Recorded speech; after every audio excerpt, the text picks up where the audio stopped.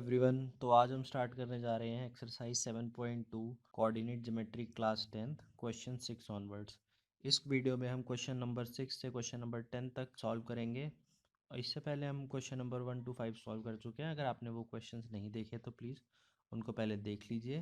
तो चलिए question number 6 की तरफ चलते हैं। क्वेश्चन नंबर 6 में बोला गया है if 1, 2, 4, y, x, 6 and 3, 5 are the vertices of a parallelogram taken in order, find x and y। इसका मतलब इस क्वेश्चन में हमें बोला गया है कि एक पैरेललोग्राम है जिसके कोऑर्डिनेट हमको गिवन है 1, 2, 4, y, x, 6 एंड 3, 5। हमें बोला गया है कि ये जो हमारे पास x एंड y है इनकी वैल्यूज़ हमें फाइंड आउट करनी है। इनकी वैल्यूज़ को फाइंड आउट करने के लिए हम क्या करेंगे, सबसे पहले तो हम हमारे इस पैरेललोग्राम के डायगोनल्स को ड्रॉ करेंगे। हमें ये पता है कि जो डायगोनल और पैरेललोग्राम्स होती हैं वो बाइसेक्ट करती हैं एक दूसरे को, तो वही प्रॉपर्टी को हम यूज़ करके अपने क्वेश्चंस को सॉल्व करेंगे। ये जो हमारा p कोऑर्डिनेट होगा ये हमारे line B D and line A C का मिड पॉइंट होगा। ए सी का क्या होगा, मिड पॉइंट होगा। तो इससे हम क्या हमें मिल जाएगा, इससे हम दोनों लाइन में लाइन बी डी एंड ए सी में हम मिड पॉइंट फार्मूला यूज़ करेंगे और मिड पॉइंट फार्मूला यूज़ करने के बाद हमारे पास एक्स और वाई की वैल्यू आ जाएगी। तो एक बार इसको देख लेते हैं कि इसको सॉल्व कैसे करना है। तो यहाँ सबसे पहले हमने लेट कर लिया let A B C D, जो हमारे पास 4 कोऑर्डिनेट थे ए बी सी डी, हमने उसको लेट कर लिया। जहाँ पे लाइन बाइसेक्ट हो रही थी उसको कोऑर्डिनेट ओ ले लिया है। उसके बाद हम क्या कहते हैं, by mid point formula use करके ए सी, जो लाइन ए सी है उसके यहाँ ओ कोऑर्डिनेट हम फाइंड आउट कर देते हैं। तो ओ कोऑर्डिनेट हमने फाइंड आउट किया तो हमारे पास आ गया 1 + x/2, 4। ऐसे ही सिमिलरली हमने बी डी कोऑर्डिनेट को फाइंड आउट किया। बी डी कोऑर्डिनेट को जो फाइंड आउट किया तो वो आ गया हमारा 7/2, 5 + 5/2। तो यहाँ से हमें एक चीज़ पता है कि जैसे डायगोनल जो होती हैं वो बाइसेक्ट करती हैं एक दूसरे को, इसका मतलब दोनों जो कोऑर्डिनेट है वो इक्वल हैं। तो अब इससे हम क्या करेंगे, हम इक्वेट कर देंगे इनको, उसकी वजह से हमारे पास x और y की वैल्यू आ जाएगी। Mid point of A C and B D are same, this implies, तो हमने इन दोनों को इक्वेट कर दिया। अब इन दोनों को इक्वेट कर दिया तो हमारे पास क्या आ गया, 1 + x/2 = 7/2 और यहाँ आ गया 4 = 5 + y/2। तो इसको हमने सॉल्व किया और हमारे पास आंसर आ गया x की वैल्यू 6 और y की वैल्यू 3। तो ये क्वेश्चन हमारा यहीं पे खत्म हो जाता है। तो चलिए नेक्स्ट क्वेश्चन की तरफ चलते हैं। एक बार क्वेश्चन नंबर 7 देख लेते हैं। क्वेश्चन नंबर 7 में हमको बोला गया है कि find the coordinate of a point A where A B is the diameter of the circle whose centre is 2, -3 and B is 1, 4। हमें इस क्वेश्चन में एक सर्कल दिया हुआ है। सर्कल के बारे में हमको बताया गया है कि इसमें हमारे पास सेंटर है ओ, इसके कोऑर्डिनेट हमको गिवन है 2, -3 और हमें जो इनके कोऑर्डिनेट पॉइंट्स के हैं वो क्या गिवन है, और हमें गिवन है कि कोऑर्डिनेट बी के जो पॉइंट्स हैं वो है 1, 4 और कोऑर्डिनेट ए के कोऑर्डिनेट ऑफ पॉइंट ए हमको फाइंड आउट करना है। ये हम कैसे फाइंड आउट करेंगे, हम मिड पॉइंट फार्मूला यूज़ करेंगे। मिड पॉइंट फार्मूला यूज़ कैसे करेंगे, सबसे पहले तो हमारे पास इसको हम लेट कर लेते हैं x, y, जो ये हमारे कोऑर्डिनेट हैं। अब यहाँ पे हमारे पास x की वैल्यू 2 गिवन है, x1 की वैल्यू x गिवन है, x2 की वैल्यू हमारी 1 गिवन है। इनको हम इस फार्मूला में पुट करेंगे और अपना आंसर फाइंड आउट कर लेंगे। सिमिलरली हम y कोऑर्डिनेट भी फाइंड आउट कर लेंगे। तो चलो एक बार देख लेते हैं कि हमें इसे सॉल्व कैसे करना है। तो ये हमारे सामने स्क्रीन पे इसका सॉल्यूशन आ गया है। इसमें हम क्या करेंगे, सबसे पहले तो हम ए कोऑर्डिनेट को x और y मान लेंगे और उसके बाद हमें ये क्वेश्चन में मिड पॉइंट जो है ए बी सी का जो रेडियस है उसके सेंटर है उसके कोऑर्डिनेट हमको गिवन है और एक कोऑर्डिनेट हमें बी पॉइंट के गिवन है। तो उसके बाद हमने अपना मिड पॉइंट फार्मूला अप्लाई किया। मिड पॉइंट फार्मूला अप्लाई करने के बाद हमारे पास एक्स और वाई के ये कोऑर्डिनेट्स निकल के आ गए हैं। हमने इनको इक्वेट किया और इक्वेट करने के बाद सॉल्व किया। तो सॉल्यूशन करने के बाद हमारे पास क्या आया, हमारे पास एक्स कोऑर्डिनेट की वैल्यू आई 3 और वाई कोऑर्डिनेट की वैल्यू आई -10। तो इसके बाद हमने अपने कोऑर्डिनेट को फाइंड करके बता दिया कि x = 3 और y = -10। ये क्वेश्चन यहीं पर एंड होता है। तो चलिए अब नेक्स्ट क्वेश्चन की तरफ चलते हैं। नेक्स्ट क्वेश्चन में हमको क्या बोला गया है, नेक्स्ट क्वेश्चन में बोला है if A and B are, A और बी के कोऑर्डिनेट हमको गिवन है। उसके बाद हमें बोला है कि पी पॉइंट के कोऑर्डिनेट फाइंड आउट करने हैं और रेशियो दिया है and P lies on the line segment A B. तो इसमें क्या बोला गया है, हमको एक लाइन सेगमेंट दिया हुआ है जिसमें ए पॉइंट और बी पॉइंट हमको दिया है। ए कोऑर्डिनेट हमको दिए हैं -2, -2, बी कोऑर्डिनेट हमको दिए हैं 2, -4 और इन बिटवीन ये जो हमारे पास रेशियो दिया है A P divided by A B, तो रेशियो हमको दिया है 3/7 का। तो इसका मतलब ए, जैसे हम सपोज कर लेते हैं कि पॉइंट पी यहाँ पर होगा, तो इसमें हमें ए पी मतलब 3 और ए बी, ये ए बी जो पूरा रेशियो मतलब पूरी लाइन का, ये हमें 7।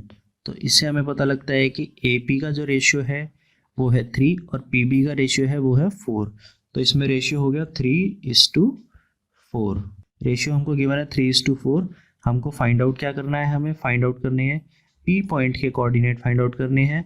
अब हमारे पास रेशियो भी है, हमारे पास कोऑर्डिनेट्स भी हैं जो ए और बी के हैं। तो डायरेक्ट हम इसमें क्या करेंगे, हम इसमें अपना सेक्शन फार्मूला अप्लाई करेंगे और अपने क्वेश्चन को सॉल्व करके आंसर लिख देंगे। तो एक बार इसका आंसर हम देख लेते हैं क्या है।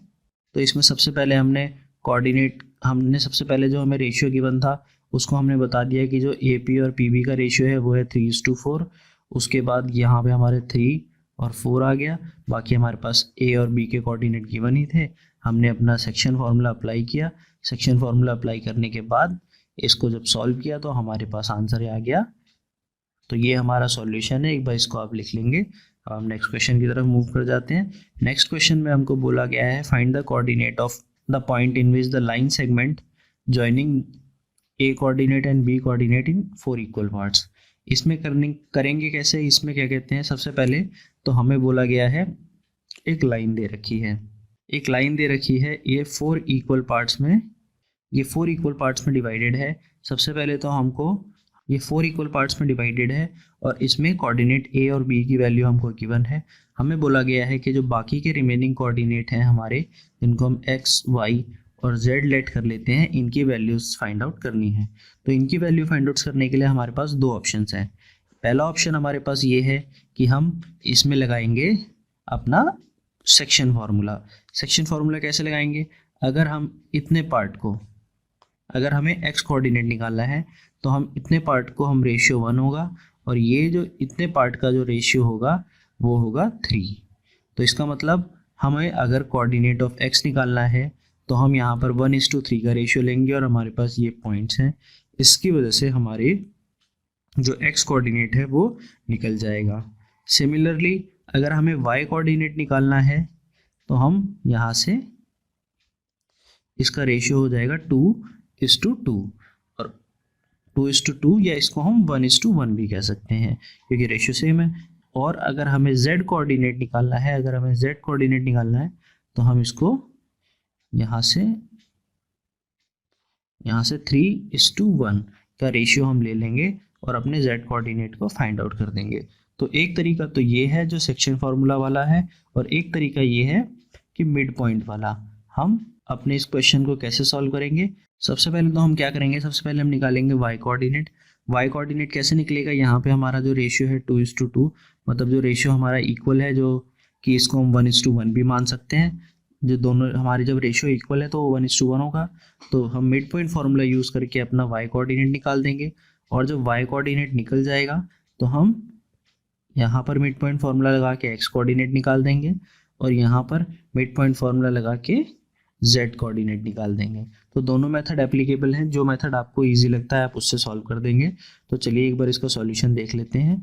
सॉल्यूशन में हमने सेक्शन फार्मूला से इसको सॉल्व किया है। सेक्शन फार्मूला से सॉल्व कैसे किया है, सबसे पहले हमने लाइन को 4 इक्वल पार्ट्स में डिवाइड कर दिया है और उसके बाद हमने इसके रेशियो डिफाइन कर दिए हैं कि फर्स्ट में हमारा x कोऑर्डिनेट फाइंड आउट करना है तो 1:3 का रेशियो है, second y coordinate find out करना है तो 1:1 का रेशियो है, z कोऑर्डिनेट फाइंड आउट करना है तो 3:1 का रेशियो है।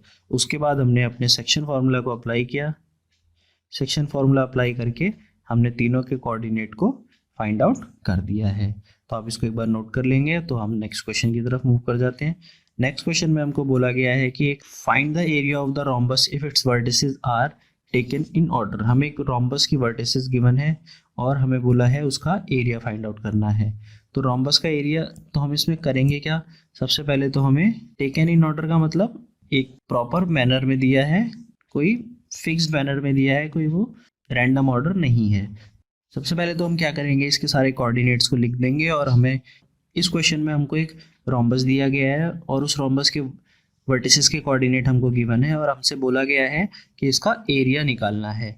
तो हमें एक चीज़ पता है कि एरिया ऑफ रोम्बस क्या होता है, area of rhombus is half product of diagonals.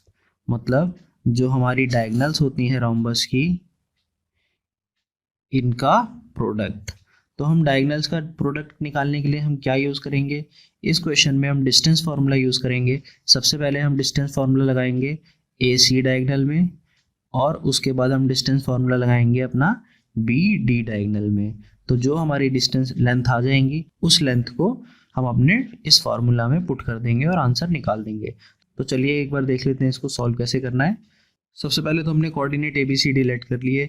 A B C D coordinate हमारे रोम्बस के गिवन है।